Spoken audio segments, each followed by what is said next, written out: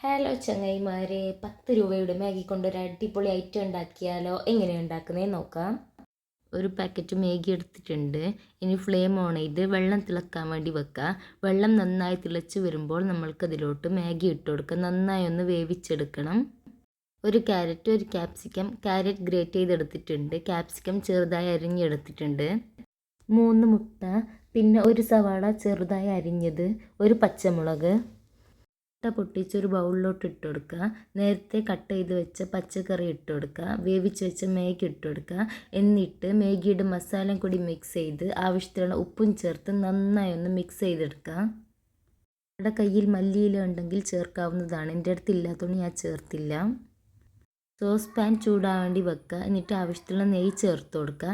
എന്നിട്ട് നമുക്ക് അതിലോട്ട് ബാറ്റർ ഒഴിച്ചു കൊടുക്കുക. ഒരു 10 മിനിറ്റ് നമുക്കതിനെ മൂടി വെക്കുക. ലോ ഫ്ലെയിമിലാണ് വെക്കേണ്ടത്. എന്നിട്ട് ഒരു പ്ലേറ്റിലോട്ട് കമഴ്ത്തി തിരിച്ചിട്ട് വീണ്ടും 10 മിനിറ്റ് വേവിക്കാൻ വെക്കുക. നല്ല അടിപൊളി മാഗി പോള ഇവിടെ റെഡി ആയിട്ടുണ്ട്. എല്ലാവരും ഒന്ന് ട്രൈ ചെയ്ത് നോക്കുക. നല്ല ടേസ്റ്റ് ആട്ടോ കഴിക്കാൻ. വീഡിയോ ഇഷ്ടപ്പെട്ടെന്ന് വിചാരിക്കുന്നു. ഇനിയും നല്ല വീഡിയോസുമായി ഞാൻ നിങ്ങളുടെ മുന്നിൽ വരുന്നതായിരിക്കും. Bye bye.